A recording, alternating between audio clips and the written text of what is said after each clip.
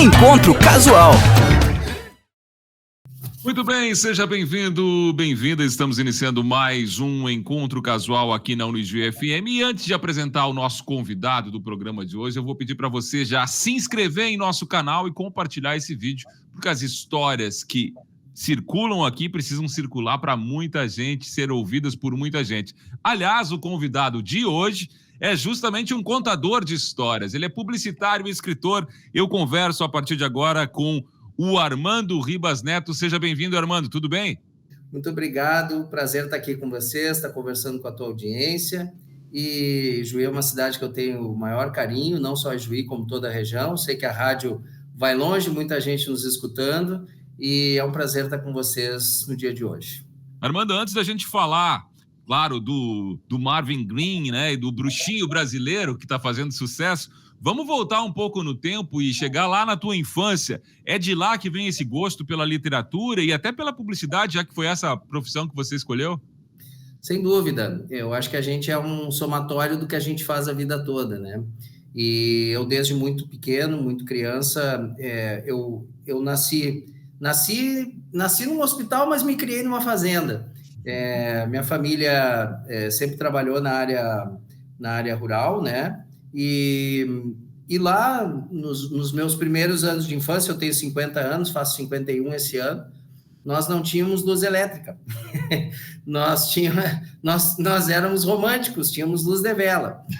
Depois a luz elétrica foi chegar mais tarde na nossa vida lá, mas foi uma infância ótima, foi uma infância de brincadeira, foi uma infância de muita criatividade. Eu acho que essa infância com poucos recursos tecnológicos, né, e muitas vezes com menos recursos de confortos, nos traz muita liberdade para a gente criar, inventar brinquedos, inventar nossas próprias histórias. E então, como o que a gente não tinha televisão no começo, né? A televisão foi aparecer na minha casa mais tarde também. Não que não existisse televisão, não sou tão velho assim, mas como a gente tinha dificuldade de não ter luz, né? Porque era distante da cidade, então o nosso entretenimento, digamos assim, era especialmente os livros. Meu pai sempre foi um leitor muito ávido, até hoje ele é. Felizmente eu tenho meu pai e minha mãe comigo. E o meu pai sempre fez chegar na minha mão e dos meus irmãos, mas acho que as minhas mãos, como filho mais velho, acabei pegando mais gosto que os demais. Eu sempre gostei muito de ler. Meu pai sempre me deu oportunidade de ter muito acesso a muitos livros, desde os clássicos mais básicos, né? Meu pai contava para nós, ele chegava do trabalho no campo, isso é uma particularidade que eu trago da infância, e quando meu pai ia tomar banho, né, ele reunia os filhos, banho de canequinha, né, banho numa banheira e tal, com água esquentada na chaleira. Luz elétrica no frio do Rio Grande do Sul, às vezes. Maravilha, era uma aventura, o banho já era uma aventura.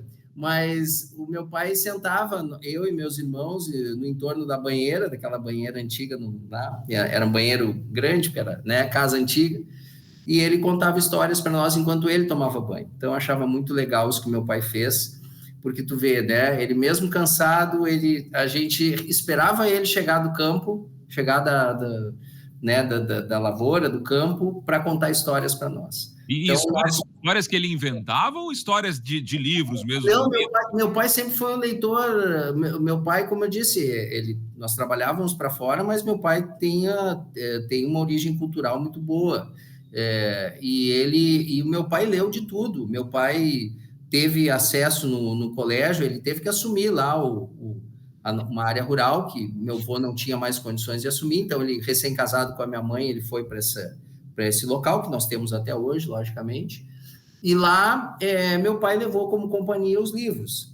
E ele teve uma educação boa, meu pai, naquela época os colégios ensinavam mais do que um idioma, então meu pai tinha uma boa noção até de latim, meu pai teve uma noção de francês, meu pai teve uma noção de alemão, e ele, então, sempre se interessou em ler muitos livros, né? E até para aprender, para expandir, como eu disse, tinha tempo, né? Não tinha televisão, né? Então, 4 filhos, né?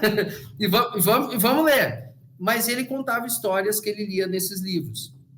Então, meu pai leu As Mil e Uma Noites todas, então os contos do Alhambra, né? Então ele contava para nós as aventuras do príncipe Ahmed, o paladino do amor, e assim, e a minha mãe já era mais criativa. Minha mãe, quando contava história, era os Três Porquinhos, Chapeuzinho Vermelho, mas de um jeito dela. E também tinha isso, a minha mãe, a criatividade da família vem da minha mãe. Então, a minha mãe inventava a história, botava sempre um final com algum tipo de moral, assim, que servia para alguma coisa que a gente tinha feito errado ou que a gente não tinha feito durante aquele tempo. Então, ela incluía lições de moral no meio das histórias. E o meu pai não, meu pai contava as histórias clássicas, mas aquilo, assim, fazia a gente, né, viajar naquelas histórias que ele contava. Então, como eu disse, das Mil e Uma Noites e um conto de Natal do Charles Dickens. Isso era um hábito familiar, né? Todo Natal nosso, e a gente cultiva até hoje. Antes quando começa ali a tardinha, meu pai nos reúne, a gente senta na sala para ele ler um conto de Natal para nós, do Charles Dickens. Então, o contato com os livros e com a literatura veio de muito cedo, e eu sempre tive os livros como uma companhia muito querida na minha vida, e isso, inclusive, eu procuro fazer também com as minhas filhas hoje. Minhas filhas, eu tenho 2 filhas, né, uma de 11 anos e outra de 14, e elas aprenderam o seguinte, que o único presente que o papai não recusa em dar é livros. Então foi uma tática para elas, quando elas querem um presente e acham que eu não vou dar, elas me levam numa livraria.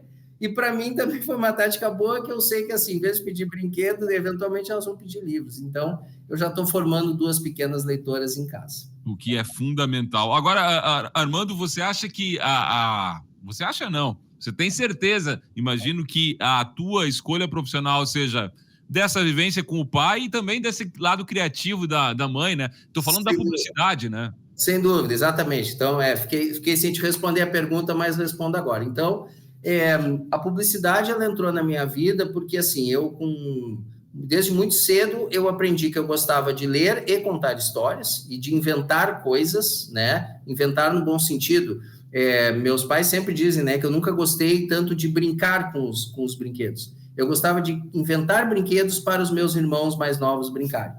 E além disso, eu sempre fui ilustrador, eu sempre desenhei, né? Então, como desenhista, também desde muito cedo, eu percebi que eu tinha um traço diferenciado. Então, para te ter uma ideia, com 9 anos de idade, eu tenho o traço que eu tenho hoje. Eu já tinha um traço muito firme. Precoce mesmo. E isso acontece, isso eu observo hoje com as crianças, né? Quando a criança, nessa idade, entre 8, 9, 10 anos, ela já tem um traço firme, ela já começa a definir como um traço que está acima da média, porque ela vai ser um desenhista ou uma desenhista, ou pelo menos vai ter esse talento como uma valência sua. E eu, então, assim, já com 10 anos de idade, eu ganhei um concurso nacional desenhando. Teve um concurso da Margarina Cleibon, da Cleibon Cremoso. Foi um concurso nacional, eu mandei um desenho, assim como milhares de outras crianças no Brasil, e foram 10 crianças que foram selecionadas como vencedoras. Então, ganhei um mini bug. Olha só. Então, aquilo foi bem legal em Santa Maria, aqui, a cidade onde eu moro, né? Vivo até hoje. Aquilo no colégio foi um frisson, né? Aí entregaram aquele mini book, saiu na revista Veja, né? Então, foi uma situação, assim, bem, bem legal, de notoriedade, para uma criança, né, que eu era. Então, eu vi que ali que desenhar, escrever... E o que era o desenho? Oi? O que era o desenho? Cara, era outra coisa que eu gosto até hoje. Eu botei tu tinha que contextualizar, tu tinha que recortar a menininha Nhaki, que era a menininha do Cleibon, da tampa de margarina, e tu tinha que contextualizar ela num desenho. Então, eu desenhei ela, botei um microfonezinho na mão dela e eu desenhei uma banda de rock tocando atrás dela. Então, eu botei ela em cima de um palco, uma banda de rock. Só que, como eu disse, era para uma criança de 10 anos, foi um desenho muito maduro, foi um desenho eu tinha um traço de caricaturista, que eu tenho até hoje, né?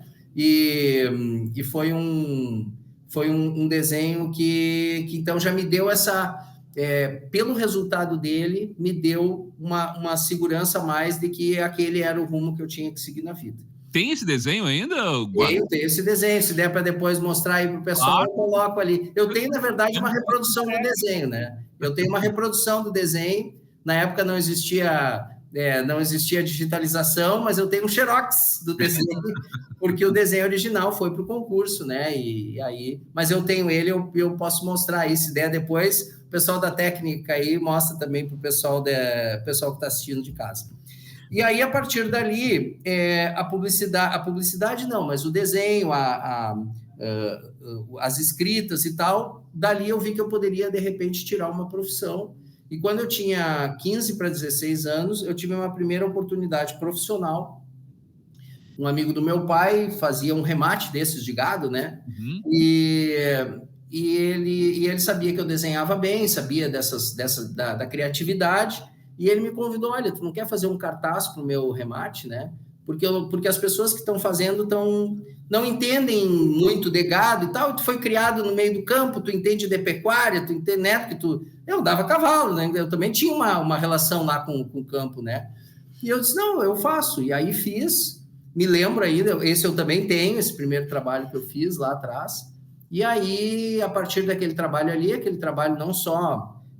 serviu para o meu início profissional, digamos assim, como eu fui até premiado depois com esse trabalho, e ali eu vi que eu tinha uma profissão. E a partir dali eu nunca mais deixei de exercê-la, né? Comecei trabalhando de forma independente em 1989, mais ou menos, 88, 89, e em 93, já com 20 anos, eu fui emancipado pelo meu pai, pela minha mãe, para abrir o meu escritório de publicidade que eu tenho até hoje. Esse ano, eu estou completando 30 anos de CNPJ do meu escritório.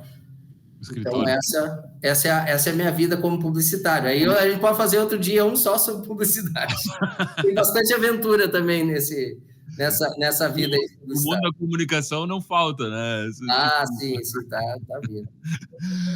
Vamos ao momento mais difícil do programa aqui, Armando, que é a escolha das músicas, né, do Encontro Casual. Mas você preparou para a gente as duas primeiras do programa? Cara, eu gosto de tanta coisa, né? Tu sabe que, como eu disse, a Menininha Nhaque não foi por acaso uma banda de rock, né? Eu, desde os 11 anos de idade, eu sou baterista. Olha aí, a música também tá no sangue, então. A música tá no sangue, cheguei a gravar um disco, aqueles de bolacha, né? Vinil, tá lá em casa, lá tinha uma banda, a gente teve um momento aí de mente inquieta, né? Mente inquieta é isso aí, a gente inventa bastante coisa. Poderia até dizer que poderia sugerir uma música da minha banda, mas essa... Mas qual é a banda, né? Não podemos deixar sem esse capítulo da vida do Armando aqui também. Então eu vou pedir uma das músicas, vai ser a música da minha banda, Acesso Secundário, tá? E o nome da música é Sol, não é a do Vitor Clay, e eu sou Armandinho também, mas também não, que é amigo do Vitor Clay, né? E a outra música, eu vou pedir uma música que é da Graforréia Filarmônica, mas na versão do Pato Fu, que eu acho uma versão mais interessante. A música chama-se Eu. Por que essas duas músicas? Uma, pelo que tu acabaste de falar, que é da minha banda, né? Então o pessoal vai poder me ver aí também nas baquetas. E a outra é porque a Graforréia vem de uma leva do rock dos anos 80 e 90, que invadiram o Rio Grande do Sul e que influenciaram muitas pessoas, inclusive a gente, né? Quem era músico nessa idade, aí no final dos anos 80, sonhava em ter uma banda e estourar. Poderia ter escolhido TNT, que eu também adoro, poderia ter escolhido tantas outras, fui em muito show, mas eu acho essa música da Graforréia uma música muito legal, feita pelo Frank Jorge, na voz da Fernanda Takai. É, um cenário musical muito rico aí dos anos 80. É o nosso convidado aqui, publicitário e escritor Armando Ribas Neto. A gente vai ouvir as duas primeiras e depois, claro, você segue aqui no YouTube com a nossa conversa, também na Rádio Unijuí FM com o Encontro Casual.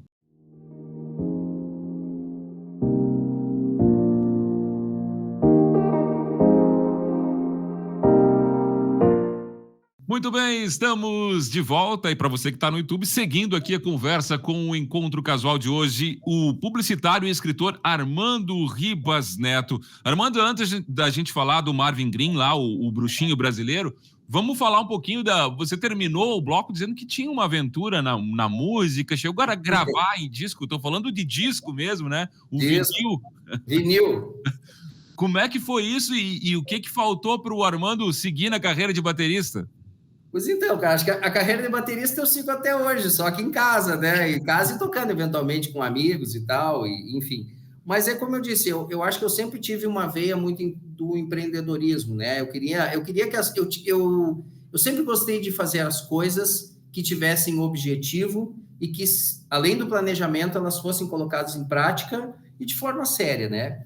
E a minha banda, meus amigos são amigos queridos, alguns eu não falo há bastante tempo e tal, eram ótimos músicos, mas eles eram muito músicos, no sentido de, assim, não tinham essa mesma, talvez esse mesmo ímpeto de que aquilo se transformasse num trabalho mais sério, porque, assim, ó, qualquer trabalho que tu faz autoral, e nós vamos falar mais do livro sobre isso, né, tu tem a parte que é inspiração, aquela história, né, a gente tem 10% de inspiração e 90% de transpiração.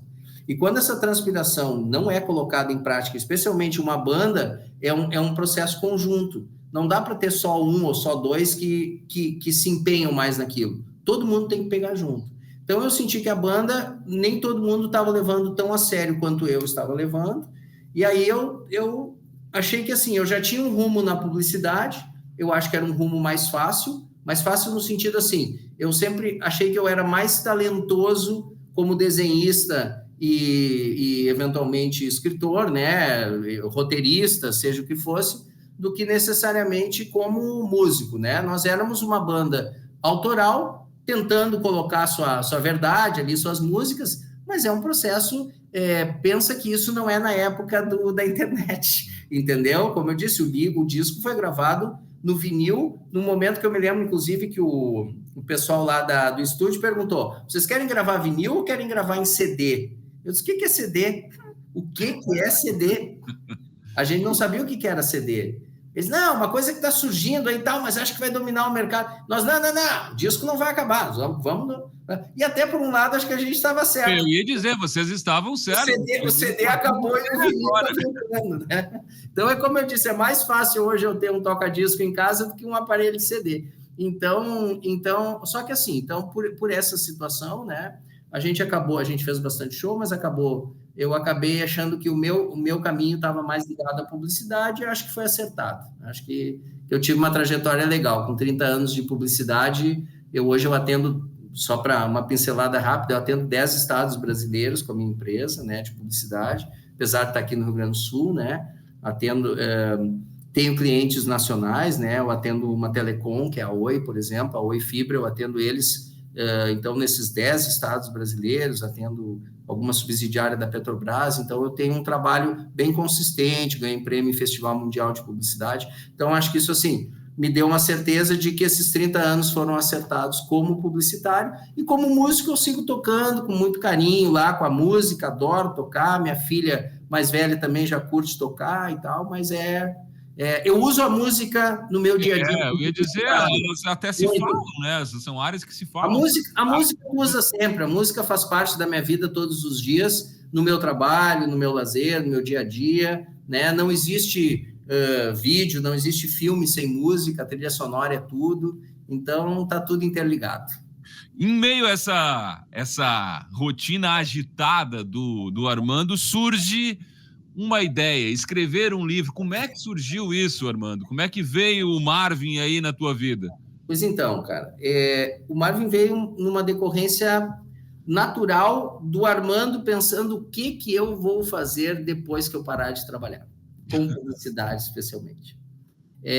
Meu pai se aposentou com 60 anos, porque, como eu contei para vocês, nessa vida, meu pai assumiu lá a propriedade lá que a gente foi viver. Claro que eu não era nascido na época, mas ele tinha 17 anos, né? Então, 16 para 17 anos, meu pai começou com o trabalho dele. E a partir dali, com 60 anos, ele estava, né, digamos assim, pronto para fazer outras coisas. Como ele disse, meu filho, a gente não para de trabalhar, né? A gente muda os interesses, mas de repente a gente não quer seguir naquela rotina que tinha no dia a dia. E ele construiu um caminho capaz disso e me disse, olha, pensa em construir o teu também, né? E aí eu pensei, e ele disse assim, ó, pensa naquilo que tu gostaria de fazer o resto da tua vida que não fosse trabalhar com publicidade. Porque se também tu parar de trabalhar num determinado momento e for para casa, só para olhar televisão, não sei o quê, cara, em 2 meses tu enche o saco e tu tá maluco, ou tu vai morrer mais cedo porque tu vai estar, né? Aí cara, eu tava com 40 para 42 anos, por aí, eu digo, é verdade, vou começar a pensar nisso cedo, porque eu sou um cara muito de me planejar. E aí eu disse, pô, uma coisa que eu gosto de fazer, e acho que eu vou fazer com gosto o resto da vida, vai ser escrever e desenhar. E aí veio essa questão que eu acabei de contar aí da banda, a gente tinha, o que eu gostava na banda? Era o autoral, era tu criar alguma coisa, entendeu? Do zero, e alguma coisa que fosse tua, que tivesse assinatura. Não quer dizer que fosse bom ou ruim, mas que fosse tua. E eu disse, poxa, eu trabalho há 30 anos, na época, então, 20 e poucos anos, né? Eu trabalho há mais de 20 anos escrevendo histórias para os outros, né? Para marcas, enfim, né? Para pessoas, escrevi até livros para terceiros, assim, tipo, não como ghostwriter total, mas colaborando, né? E tal. Eu disse, eu quero escrever uma história minha. E eu digo, vou escrever uma história minha para mim, em primeiro lugar. Não vou escrever uma história minha pensando, que essa história é para fazer sucesso, para vender, não sei. Não, eu sou bem resolvido profissionalmente com o que eu faço. E aí eu fiz uma viagem com minhas filhas para os Estados Unidos, até nunca tinha ido. E a gente foi para os Estados Unidos, foi para Disney, foi para aquele negócio todo, foi para os parques, né? O pacote completo lá. Cara, que eu até também nunca tive interesse muito de ir, até não era preconceito, mas eu não sei, eu sempre preferi as coisas mais históricas do que entretenimento, tá? Mas fui, cara, e foi uma coisa muito interessante ver um fato que o americano tem que eu acho sensacional. O americano, ele pega uma ideia, coisa que nós brasileiros somos ótimos em ter ideias, mas nem sempre a gente cuida das nossas ideias.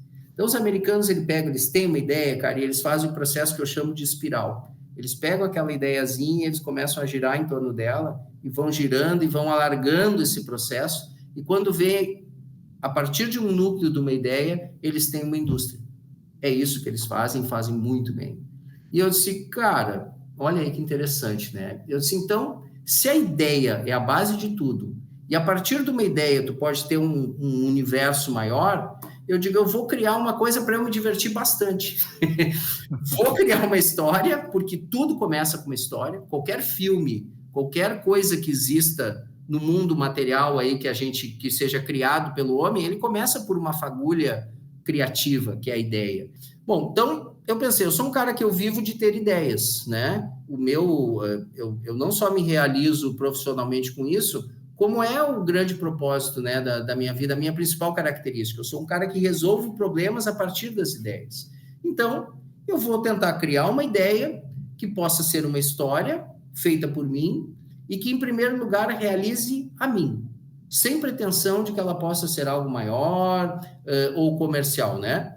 E aí eu comecei, e aí eu digo, bom, então vamos lá, eu gosto de que tipo de história? Pensei até naquela questão, talvez os ouvintes conheçam aí, um clássico da literatura chamado Desventuras em Série, que foi escrito por um cara que ele queria escrever um outro tipo de romance policial, enfim, ele queria escrever uma coisa mais densa, e o editor disse para ele, olha, cara, não tá legal esse projeto aqui que tu tá me trazendo, mas eu tenho espaço, se tu quiser publicar, eu tenho espaço para escrever uma história para crianças, para infanto-juvenil, né?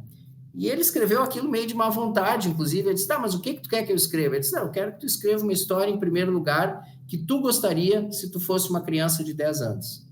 E assim nasceu Desventuras em Série, que virou 13 livros, filmes, que é um grande sucesso dele, entendeu? E que o cara ficou... Que conselho bom, né, do editor, né? Conselho bom. Eu digo, então a gente tem que ouvir os bons conselhos e pegar para nós também. Eu digo, então, eu gosto de magia, eu gosto de fantasia, eu gosto de realismo fantástico, que é quando tu coloca, né, uma história fantasiosa, uma coisa ficcional, mas num ambiente real, e tu faz aquilo de forma a pessoa pensar assim, poderia ser verdade. E eu digo, a partir dali, eu vou contar uma história. Então, eu comecei a pensar, queria me dar esse olhar, eu digo, então, o personagem, eu digo assim, eu vou botar a história lá nos anos 80, né? Por quê? Porque foi a época que eu fui adolescente, né? E era familiar para ti, né?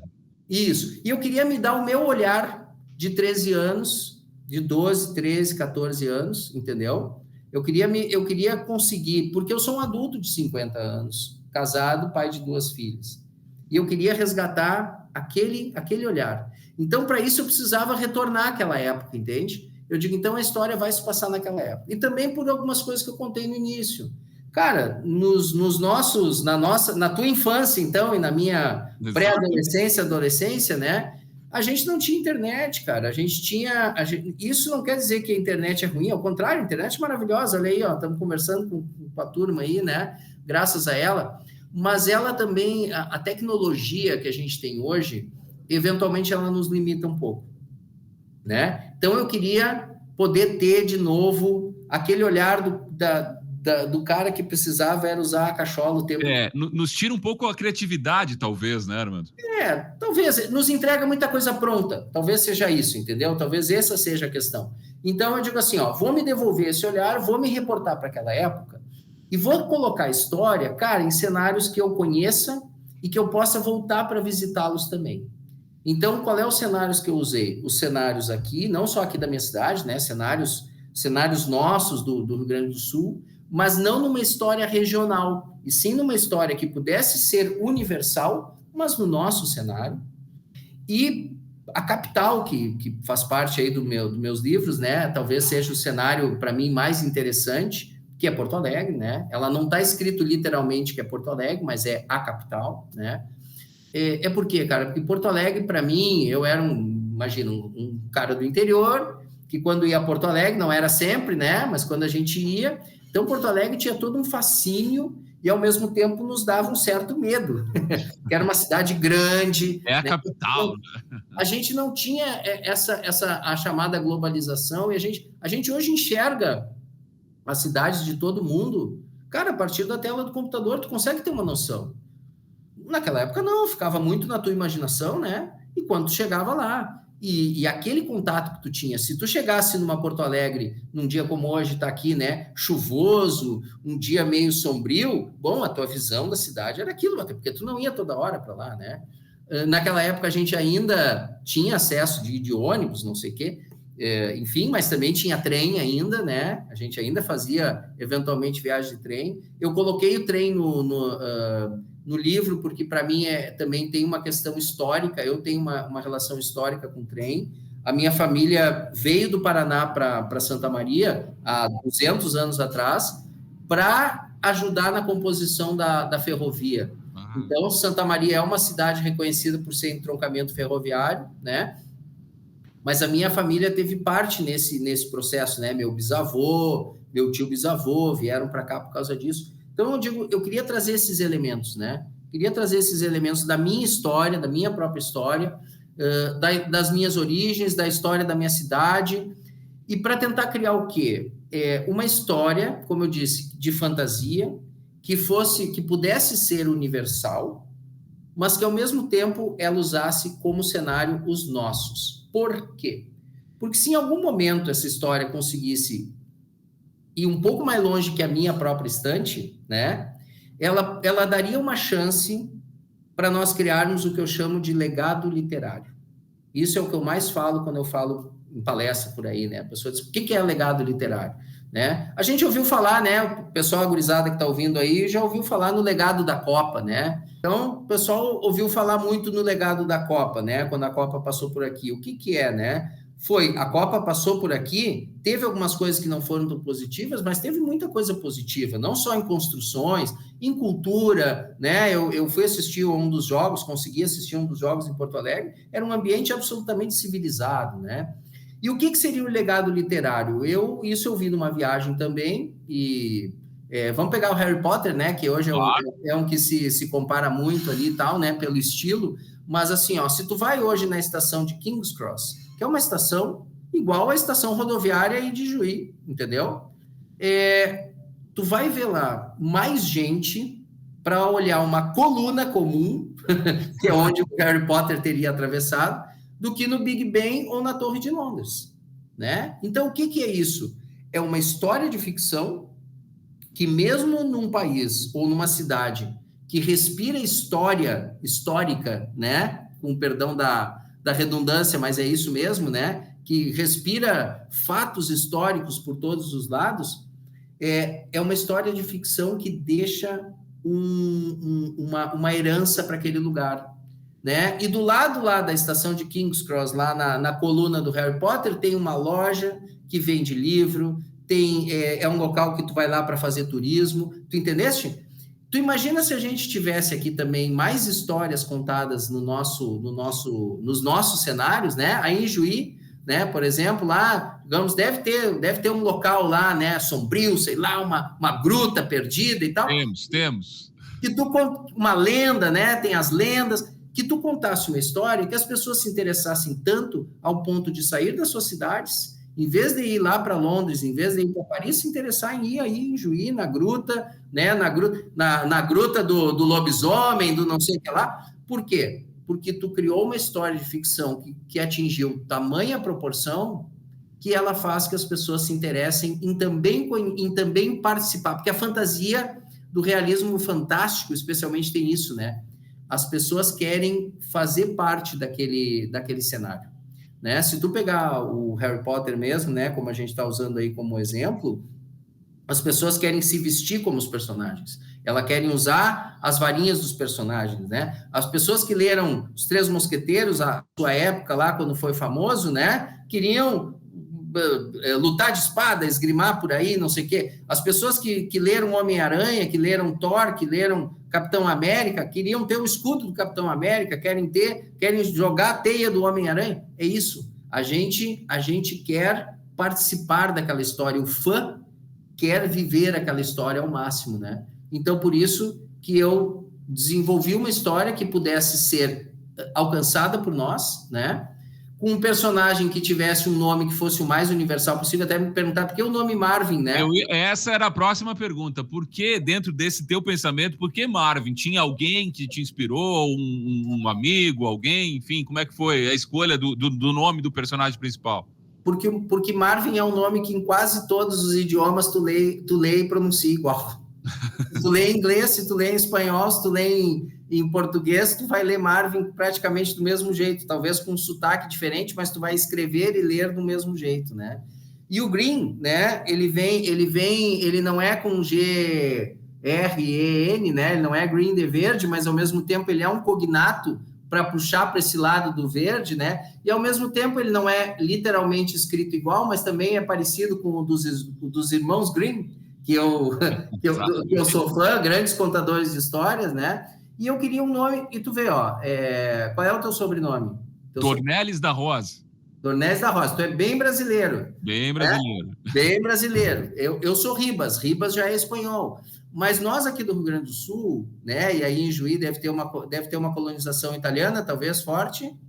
Tem italiana, alemã. Somos a capital mundial das etnias, né? Então, das etnias, né? Então vocês mais que ninguém em Juí, querida, sabem do que eu estou falando, né? Nós somos formados, né? Por sobrenomes que vêm da nossa origem, e tudo isso vai estar nas histórias também. Inclusive essa nossa imigração, essa constituição do nosso povo aqui. Então, eu trago, de alguma forma, os personagens, à medida que a história do Marvin for sendo contada, né, as pessoas vão entender que a família dele está vindo de outros lugares também. Então, tudo isso eu trago para dentro das histórias. Porque assim foi formado o nosso né, a nossa cultura e a nossa essência aqui, né? Pois é.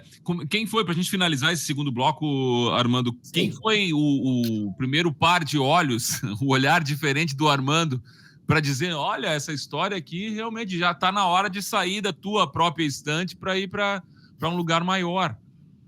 Pois então, cara, eu tive uma coisa, eu contei para vocês aí, né, dividir contigo e com os ouvintes aí, os telespectadores, essas alturas também, né, nós temos todas as plataformas aí, né, os teleouvintes, então, que eu sempre tive o espírito empreendedor, né, então quando eu montei o primeiro livro, né, eu disse assim, independente de que se depois ele vai conseguir adiante ou não, eu quero lançar ele, eu quero me dar isso de presente, né? Então, em 2019, eu imprimi 1000 exemplares do livro, com capa dura, com sobrecapa, com tudo que eu tinha direito, que aí entrou o meu lado da minha, digamos assim, do meu conhecimento profissional, né? Eu sempre fui um cara muito de gráfica desde o início, Então, procurei, usando todas as referências que eu tinha, fazer um livro de boa qualidade, qualidade gráfica, né, que eu quero dizer, e aí eu fiz um lançamento como eu achava que tinha que fazer também.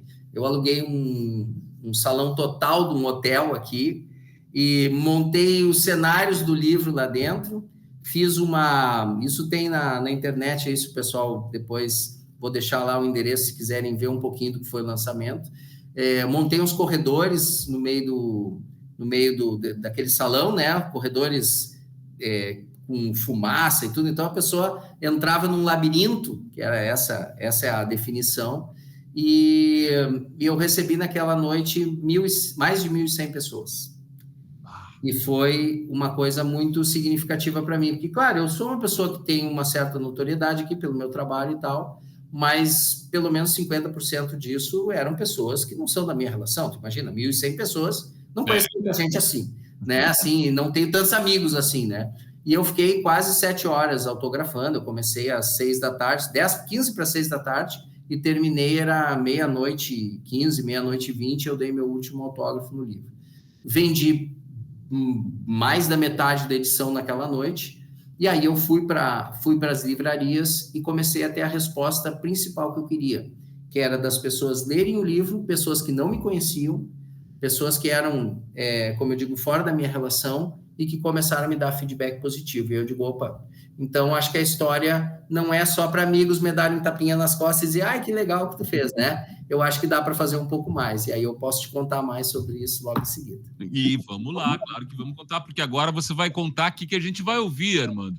Mais 2 músicas, por gentileza. Mais 2 músicas. Então, assim, como a gente falou de trem, da minha origem de trem, aí eu vou botar 2 músicas que eu acho que tem a ver um pouco com isso, né? E que também são dos anos 80 e tal, né? Uma é de uma banda chamada Culture Club, com o performático Boy George, que tinha uma música chamada Karma Chameleon, né? Karma de Camaleão. Então, é uma música que o clipe foi muito marcante na época, nos anos 80, acontecia num trem, é uma música divertida, uma música gostosa dos anos 80. E a outra eu também acho que tem a ver com isso, com trem e tal, que é uma música de uma banda chamada The Pretenders, que também é dos nossos anos 80 e tal, e o nome da música é Back on the Chain Gang.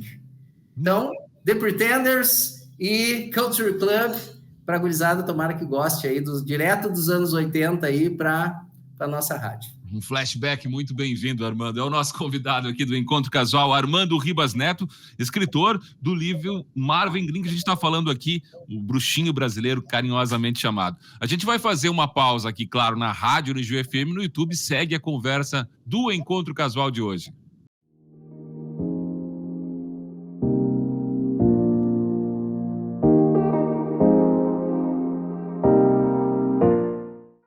Muito bem, estamos de volta com o Encontro Casual. Para você que está no YouTube, seguimos a conversa e eu aproveito para você compartilhar, se inscrever em nosso canal e, claro, dar o like aqui também para curtir essa história que a gente está contando do Armando Ribas Neto, escritor do livro Marvin Green e a Chave Mestra, que foi o primeiro, né, Armando? E exatamente. Depois, já na sequência, Marvin Green e o Segredo da Sereia. Isso aí. Como é que foi depois de ter lançado independente dessa forma, como você contou, né? De uma forma pomposa, né? Grandiosa, conseguir também ter um aval de uma editora para publicar de novo livros que agora alcançam um grande público? Pois então, foi isso. Eu lancei o primeiro livro, então tive uma resposta muito... Para mim, aquela resposta pessoal já foi ótima, né? O início ali e tal. E aí ele foi para as livrarias e eu comecei a ouvir do pessoal das livrarias, só as livrarias locais aqui de Santa Maria. E em especial uma delas me dizia assim, olha, teu livro vende toda semana. Toda semana eu vendo um livro teu. A única dificuldade que a gente tem, e isso é uma dificuldade que os escritores nacionais têm, é porque tu é um escritor nacional. E isso está bem claro no teu nome. Se tu tivesse um pseudônimo, sei lá, né? J.R., não sei o que lá, papapá, talvez fosse mais simples. Eu digo, não, tudo bem, mas eu compreendo e acho que são paradigmas também que a gente tem que eventualmente quebrar, né? E acho que tá se quebrando. Já existe mais receptividade para isso, né? Eu digo, e se eu sou prata da casa, quem sabe se eu for para fora do Brasil, aí eu sou estrangeiro. Aí fica legal. Mas assim, aí, como eu comecei a ouvir que a receptividade era boa, né, e que o livro rodava bem, e comecei a ter resposta de público, eu digo, bom, primeira coisa, vou lançar o segundo livro, e aí nós tivemos uma pandemia no meio, que me atrapalhou um pouco os planos, mas lá no final de 2021, né, eu disse, não, cara, vou lançar igual, o livro estava pronto, lancei o segundo livro, e esse segundo livro, inclusive, eu ganhei aqui, tem um prêmio aqui, ó, que está aqui atrás, né, ele acabou caindo nessas escolhas regionais, aí fizeram um grande concurso para destacar, né, as obras produzidas naquele ano e tal, não sei o que, acabei ganhando o primeiro lugar. Então, tu vê que também é difícil, né, um livro que é de uma série, é o segundo livro da série, não é nem o primeiro, mas como as histórias são histórias que elas têm uma continuidade, mas elas são completas, né? Então, acabei ganhando júri técnico e tal, foi muito legal. E eu disse, então, mais um motivo eu achar que tinha uma resposta que eu podia levar mais longe. Porque eu não queria, cara, fazer um trabalho de brinquedo, porque como eu falei, tudo que eu brinco mais ou menos a sério também, né? E eu me planejo bastante, e acho que quando eu coloco o bloco na rua, eu gosto que as coisas aconteçam, né? E aí, então, eu comecei a tentar, assim, a ver para onde que eu ia, tatear o mercado, né? E aí, nisso... Armando, antes, não querendo te interromper e já te interrompendo, a gente até acabou entrando na questão do tempo, mas eu não te perguntei, entre esse pensamento de ter o que fazer, planejar o meu futuro e achar alguma coisa e encontrar a história que você queria contar, quanto tempo até finalizar os 2 livros, né? Os 2 livros. Cara, na verdade, eu fiz um pouco diferente do que isso, né? Eu lá em 2014, 2013, 2014, eu comecei com essa ideia, o que eu vou fazer na minha vida depois. 2014 para 2015, eu comecei a desenvolver a história. E entre 2015 e 2019, eu escrevi 5.000 páginas. 5.000 e poucas páginas. E aí, quando eu escrevi 5.000 e tantas páginas de histórias, né? Algumas eu já fui escrevendo, meio compilando aquilo numa sequência, e ao mesmo tempo eu fui contando histórias paralelas dos personagens, entendeu? Porque para mim aquilo precisava fazer sentido para mim. E eu tenho uma autocrítica bem forte para mim mesmo, assim. Então, eu dizia, não, eu não posso ser uma história vazia, eu tenho que primeiro convencer a mim. O leitor mais difícil a convencer sou eu mesmo.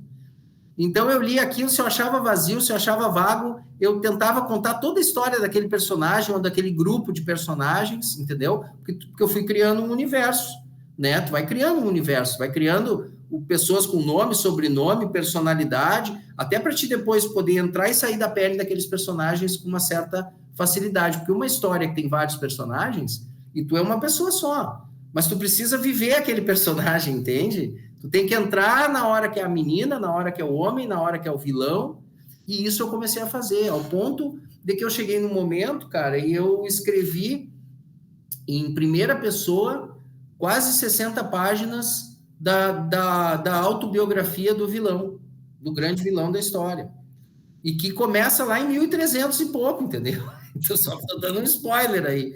E isso é uma coisa que vem do quê? Cara, vem um pouco de pesquisas que eu fui fazendo, eu li muito, cara, eu li horrores ao longo desses anos de pesquisa, né? Li muita coisa para me abastecer e escrevi muita coisa que não serviu para nada, e outras coisas que eu fui vendo, eu digo, não, isso aqui não cabe num livro só. Então, isso tudo com a agência lá, né? Rolando. A agência rolando. Aí eu comecei justamente, aí entra aí também, né? As pessoas me perguntam, que horas tu escreve? Eu digo, cara, eu escrevo de manhã. Hoje eu sei que eu só escrevo de manhã. Entendeu? Eu não escrevo de noite, por exemplo. Não consigo escrever à noite. O que eu escrevo de noite, eu jogo fora no outro dia. À noite eu sei que é para eu me alimentar. É para eu ver, assistir coisas, ler histórias, outras coisas, pesquisar, entendeu? Me alimento. Durmo. Eu acordo, cara, 5 horas, 5:30 da manhã, todos os dias, normalmente. Quando um dia nasce, eu acordo. É biológico. Também durmo 9:30 da noite, tá? Eu durmo, história do dorme com a galinha, com as galinhas, acorda com os galos, sou eu, tá? Então, assim, ó, mas isso é da minha personalidade, eu já acordo cheio de ideias, cara. Então, eu já sei, assim, ó, eu acordo de manhã cedo, eu tomo meu banho, café, já começo a escrever. Aí eu vou lá, eu faço um esporte, eu nado de manhã cedo, então consigo nadar ainda, venho para o escritório. Aí, pá. E nos sábados, hoje, eu não trabalho mais na agência. Sábado é um dia que eu me dedico somente ao projeto do livro, como escritor. E nas minhas férias, viagem, coisa assim. E hoje eu já conheço tanto da história, eu vou mostrar aqui, ó, não sei se vai dar para ver aí, ó, mas eu conheço tanto da história, eu estou tão por dentro da história que eu escrevo livro aqui, ó. Ah. No celular, não dá para ver, né? A tela não vai deixar Não dá, ver. tem o brilho da tela aí. Mas eu conto para as pessoas, não acredito, cara, hoje eu sento, minha mulher vai num como é que chama? Naquela, né? Não sei se tu é casado, mas esposa vai lá escolher roupa, o homem é 2 minutos, né? A mulher é 2 horas. Aí eu sento lá, eu digo, olha, escolhe uma loja que tem estacionamento de marido, eu sento lá e fico, ó, e escrevo ali. Escrevo capítulos, organizo ideias. Por quê? Porque hoje a história está madura dentro de mim, entendeu? E aí o que eu fiz? Eu organizei aquilo, achei que não cabia em um livro só, e aí eu fui até o fim e voltei. Então hoje o que eu faço? As histórias, o livro está escrito, eu já sei até o final lá dessa saga de livros, deste momento da série, né? E o que eu faço hoje? Eu fui voltando para trás, aí voltei ao início. Aí organizei o primeiro livro. Esse aqui já é a versão da Vitrola, né? Da Vitrola, é. E esse aqui, ó, o pessoal vê, ó, esse aqui é a capa do livro 2 aqui, ó. Que agora, dia 31 de outubro... Vai ser lançado agora, né? Eu ia dizer, né? Vai ser lançado agora, ó. Tá aqui, ó, para o pessoal saber, ó, que é uma série mesmo, tá? A série segue, né? O leitor de série tem isso, ele quer saber se é série de verdade, tá? E para quem comprou o original, tem adendos, né? Nessa nova versão, né? Sim, quem comprou a versão original, a gente teve assim, ó, pequenos, mas não muda a história, né? A gente fez uma... Quando entrou a Vitrola, então, aí vamos lá, né? Então, vou voltar lá. Fomos lá atrás, né? Voltamos a 2021. Achei que estava o projeto mais maduro, teve um prêmio para o livro, e eu disse assim, comecei a tatear o mercado. Foi lá que eu parei, né? Começamos a tatear o mercado. E aí, o que aconteceu, cara? Ao mesmo tempo que eu comecei a ver se na verdade, eu nem estava buscando uma editora. Eu estava buscando uma distribuidora, entendeu? Eu queria alguém que pegasse aqueles livros independentes que eu fiz e pudesse lançar para o mercado. Aí eu tive 2 contatos iniciais, um que é uma editora bem famosa, que é a Rocco, a editora do Harry Potter mesmo, né? Para o pessoal que é ligado aí, que é talvez uma das maiores do Brasil, através de um representante deles, que teve uma conversa inicial, preliminar e tal, mas não evoluiu muito.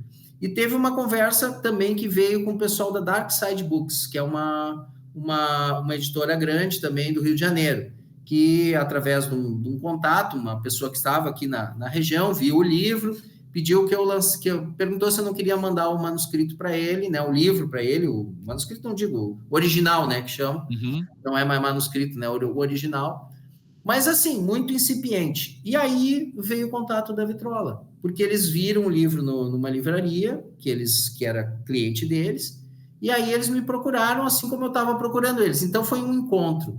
E aí o que eu vi, cara? Era uma editora gaúcha, com quem eu podia ter um acesso direto, um contato direto, né? Aí da região, aí para cima, é Frederico Westphalen, a Vitrola, né?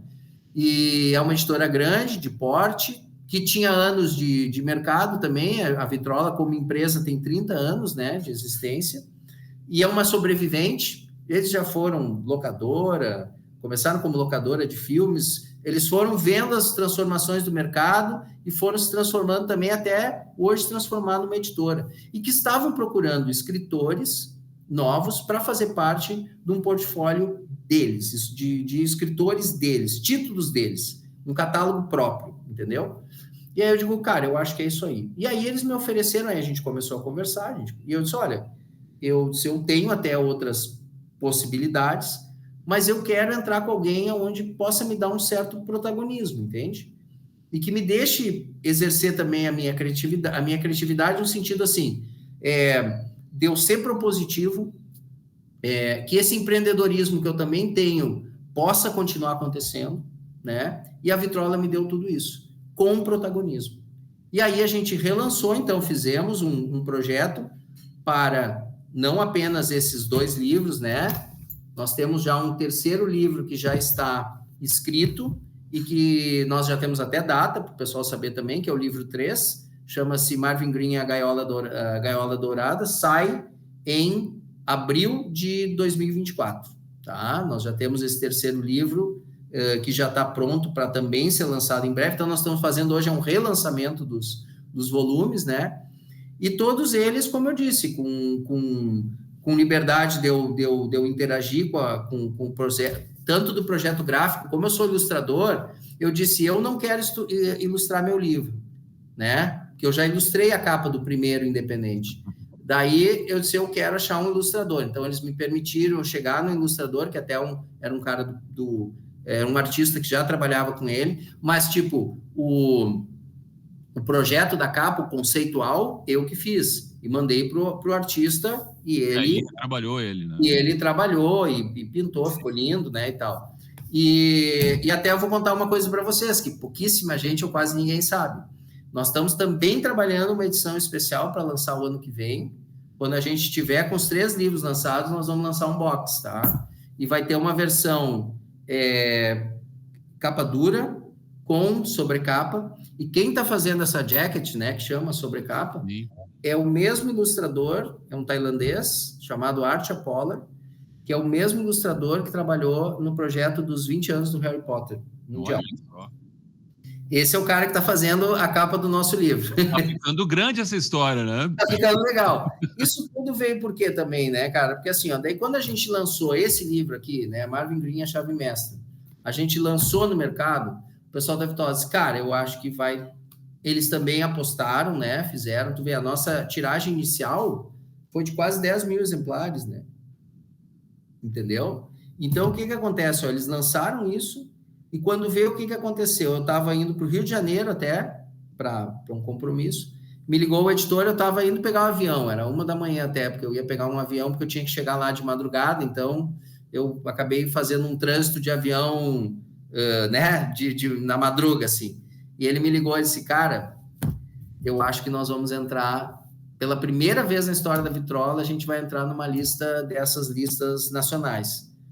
E aí, pá, não deu outra. A gente, era o dia que entrava a lista, né? Atualizava, sei lá, de noite a lista ali, entre 10 da noite, e nós inauguramos a vendagem em 5º lugar na revista Veja. E em 2 semanas nós estávamos em 1º lugar de vendas nacional. Então, esse livrinho aqui, produzido por um gaúcho conterrâneo, né, de Santa Maria, pertinho, esse livro aqui, na sua 3ª semana, ele foi para 1º lugar em vendas nacional. E nós ficamos 6 semanas, né, 6 ou 7 semanas em venda. Aí fomos para 1º lugar na vendas da Publish News, que é a lista que, assim, ó, para o pessoal que não é tão acostumado com essas listas, tem hoje 2 listas principais no Brasil que orientam a literatura, né? A da Veja orienta o leitor, né? Que muita gente vai lá e diz, quem é os livros que estão em 1º lugar e tal, né? Ou que estão aqui nos 10 mais, nos 20 mais. E a Publish News é a que orienta as livrarias, os livreiros, né? Então, pessoal, aí o que aconteceu? Quando a gente entrou lá em 1º lugar na Publish News, na 2ª semana a gente já estava em 1º lugar na Publish News, né? Aí, cara, aí começou, né? Então, hoje o livro está sendo vendido em 19 estados, né? Porque ainda tem o livro nas livrarias, né? Nós já estamos fazendo agora a 2ª tiragem desse e preparando a 1ª tiragem desse aqui. E a pergunta que não quer calar, antes da gente entrar no quadro existencial, é a saga do Marvin Green termina nesses 3 ou teremos mais? Não sei se eu posso contar ou não. Não, assim, ó, vamos lá. Vou dar uma dica para o pessoal, né? O primeiro livro, o elemento foi terra. O segundo livro, o elemento é água. Terceiro livro, o elemento é ar. Minimamente... Tá faltando aí, né? Tá faltando elemento nessa história aí, né? Então, para o pessoal saber agora o que vai acontecer com o Marvin. Aí, às vezes eu vou em palestra com o pessoal e pergunto, e o Marvin vai morrer? Eu digo, não sei. Olha, ainda não cheguei lá, mas quem sabe, né? Eu digo, se morrer, será? Aí eu pergunto para eles, será que o Marvin, para começar, ele está vivo? Tem tudo isso para saber também, né? Será que essa história de fantasia, cara, em fantasia, não duvidem de nada. Tudo é permitido, né? Tudo é permitido. Então, assim, mas o que eu posso adiantar é que é uma saga que foi feito para a gente ter bastante. Como eu disse, em primeiro lugar, eu sou um cara que eu gosto de me divertir com isso, e eu adoro escrever, cara. Para mim, a escrita não é o final, né? Não é quando tu chega com o livro pronto, nem nada, né? É quando tu tá em todo o processo. Esse processo de descobrir as histórias dentro de ti, de tu descobrir as histórias, de tu te inspirar, de tu usar, né, amigos, pessoas que tu conhece, pessoas que passaram pela tua vida como fonte de inspiração. Isso tudo, para mim, é muito rico, e isso é uma coisa que eu faço hoje o tempo inteiro, né? A história caminha comigo, eu durmo com ela, eu acordo com ela, eu enxergo os fatos, né, inspiradores ao meu redor, e eu trago tudo isso para dentro das histórias e compartilho com os leitores. E eles comigo, né, também. É uma troca. Armando, a gente está indo já para a parte final aqui. Antes de entrar de novo no quadro existencial, eu vou te perguntar outra história, além do Marvin, tá? Já tem aí também, já está dentro desse processo desse do projeto? Armando, escritor? Pois então, tu sabe que uma coisa, uma das coisas que eu posso falar lá do meu projeto com a Vitrola, né, porque eles conhecem todo o projeto, eles conhecem o projeto como um todo, né. Então, a gente tem dentro do contrato lá que a gente estipulou, além da possibilidade, além da série do Marvin mesmo, né, das histórias do Marvin, a gente tem previsto histórias paralelas que a gente gostaria de contar, né? Porque o que a gente notou? Isso, apesar do livro ainda ser recente, né? Mas ele já tem, querendo ou não, é recente, mas o projeto, como eu disse, não é por nada, mas vai fazer quase 9 anos, 8, 9 anos que eu caminho com esse projeto. E nesse tempo, entre pessoas amigas que leram, né? Pessoas que compraram o livro e tal, a gente começa a perceber algumas situações. Tem coadjuvantes de luxo na história já, né? Tem coadjuvantes que tem tanto protagonismo quanto o Marvin, principalmente nos primeiros livros, né? Até as pessoas dizem, pô, o primeiro livro, achei que tem um personagem lá que é tão protagonista quanto o Marvin. Eu digo, que legal, é isso aí mesmo. Porque o Marvin é um personagem que ele vai crescendo aos poucos. Por isso que é mais de um volume, né? Ele vai crescendo nas histórias, ele vai se conhecendo, ele vai ganhando estatura, né? Mas ele vai deixando espaço para outros personagens também contarem as histórias deles. E essas histórias, elas têm desdobramentos que certamente não digo, mas a gente pelo menos está trabalhando muito sério para que elas também cheguem ao leitor. Que legal, e é isso que todo mundo ganha com isso. Vamos lá para o quadro existencial, Armando? Vamos, tô com medo. Tu me deixou louco, tu me deu uma pressão, já fiquei com medo, mas vamos lá. Não, vai tirar de letra aí. Vamos ser bravos. A primeira pergunta é: qual é o maior sonho atual do Armando? Cara, o maior sonho atual, eu acho que vem do projeto de livro, e é o que os meus leitores mais falam, é que isso aqui vire filme. A coisa mais bonita que o Armando já viveu? Cara, minhas filhas, a minha família. Não existe nada mais importante para mim do que a família, e as histórias do Marvin contam muito isso. Ele é um personagem que ele vai ganhando poderes extraordinários, mas tudo que ele quer é reencontrar o seu passado, a sua história e a sua família. Então, acho assim, quem é pai, né, ou quem tem oportunidade de segurar um filho no colo, sabe que é uma aventura sensacional, não existe nada igual. Uma aventura sem fim, eu diria. Sem fim. Qual é a coisa mais triste que o Armando já viveu? Cara, a perda, hoje eu acho que foi a perda da minha avó, talvez. Eu sou muito ligado à família, como eu digo, porque eu tive a perda do meu avô também paterno, que foi uma perda triste, mas muito educativa. Se tu me permite contar em 1 minuto, meu avô morreu quando eu tinha 10 para 11 anos. E no dia que ele morreu, ele me convidou para passar aquele dia com ele, só que eu estava na cidade e o meu avô ia para a fazenda onde eu morava, né, lá na área rural lá, e naquele dia eu digo, vô, logo hoje que eu tô aqui, eu tô sempre lá fora e tal, eu vou dizer, não tem problema, meu filho, outro dia tu vai com o vô. Naquele dia meu avô foi, passou aquele dia lá, quando ele voltou, ele teve um infarto e faleceu fulminantemente. Para uma criança de 10 para 11 anos, aquilo foi terrível, mas eu vou te dizer que isso estabeleceu uma coisa que serviu, foi o último presente que meu avô me deu. Ele me ensinou o seguinte: nada é mais importante que a família. Então, cara, a partir dali eu nunca mais abri mão de estar perto da família. E no dia que a minha avó faleceu, eu estava do lado dela. Então, acho que foi uma coisa triste, né, tudo isso, porque são coisas que me tocam profundamente até hoje, mas também foram educativas, e eu tive uma coisa muito importante com a perda do meu avô. Eu curti minha avó até o último dia dela. E ela a mim, então foi muito legal. O que é a morte pro Armando?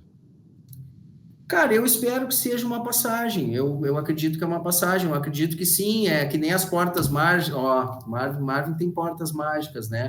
Eu acho que é uma passagem, cara. É um portal para gente se reencontrar. É isso que eu acredito, e eu espero que a morte me encontre um dia aí, que nem na história do Harry Potter, que acho que vários gostam, que nem eu, né? Que eu possa, que nem a história dos 3 irmãos, abraçar a morte como uma amiga, depois de eu ter vivido bem e eu ter realizado. A única coisa que eu temo realmente, e para isso que eu trabalho, eu acho que o tempo é uma coisa muito importante, é que tu cuide bem do tempo, para que quando a morte chegar, tu vá tranquilo para a nova aventura que nos espera do outro lado da porta lá. E para finalizar, o que é a vida para Armando? Cara, a vida é um aproveitar de tempo. Eu acho que a vida a gente tem, eu falei no tempo agora, né? É um aproveitar do tempo, é a gente saber administrar o nosso tempo para ter tempo para isso, cara. Para ter um papo legal com um cara bacana que nem tu, com os teus ouvintes do outro lado, saber que tem gente nos ouvindo, né? E a gente tem que se dar tempo para isso. Eu sei que a vida é corrida, pessoal, eu sei que a gente tem que correr atrás da máquina, sei que a gente precisa de estrutura, tudo isso. Mas eu digo mesmo para amigos meus que disseram, filho, né? Para ter filho tem que ter dinheiro. Cara, tem que ter, lógico que tem que ter. Para sobreviver a gente precisa, né? Mas não do jeito que a gente pensa. A gente tem que ter para filho, em primeiro lugar, é tempo. Tempo para curtir eles. Tu acha que as minhas filhas lembram de todos os brinquedos que ganharam na vida? Mas eu tenho certeza. O meu pai, contei para vocês no início da conversa, a coisa mais carinhosa que eu lembro do meu pai é que meu pai chegava depois de um dia cansativo e sentava numa banheira para tomar banho cansado e contar uma história para gente. Tu acha que eu lembro os brinquedos que eu ganhei? Não lembro, mas isso eu lembro do meu pai, entendeu? Então, isso é o tempo que te dá. E a vida é isso, é uma administração do tempo de forma positiva para a gente curtir e se deliciar com ela. Como foi deliciosa essa conversa aqui, Armando, como você disse e bem disse, né, um gaúcho que nos orgulha aí, escrevendo uma história que ganha um contexto maior, não só em número de leitores, mas também de apreciadores do nosso estado, da nossa cultura, contada através do teu talento. Então, parabéns pelo teu trabalho, e a gente espera que a gente possa voltar a conversar aqui na Unijuí FM já contando o próximo livro, a próxima aventura do Marvin Green aqui também nas terras do Rio Grande do Sul, ou quem sabe fora daqui, né? Quem sabe? Quem sabe? Olha, o livro 2, ele passeia um pouco mais longe também. Aí. Pois é, olha aí. Fiquem atentos. Armando, além de tudo, de te agradecer aqui por ter batido esse papo com a gente, eu queria que você anunciasse as 2 últimas do programa também. As 2 últimas músicas. Então, assim, poxa, eu falei de tanta coisa, né, sobre essa coisa maravilhosa que é a vida, sobre o tempo, sobre milagres, né, e sobre, especialmente, que eu sempre digo para o pessoal, né, eu contei desse negócio quando o livro chegou lá em primeiro lugar, né, em literatura infanto-juvenil, o livro mais vendido no Brasil de literatura infanto-juvenil. Eu aqui do Rio Grande do Sul, né, de Santa Maria, no interior, que nem todo mundo aí que está ouvindo e tal, eu acho que a gente precisa, em primeiro lugar, é a gente acreditar em nós mesmos, né? Então, se a gente acreditar na gente, cara, se a gente fizer um trabalho sério, com vontade, com sabor, né? Como eu digo, saboreando, não precisa ser pensando assim, eu vou fazer para ganhar dinheiro. Não, isso é consequência, cara.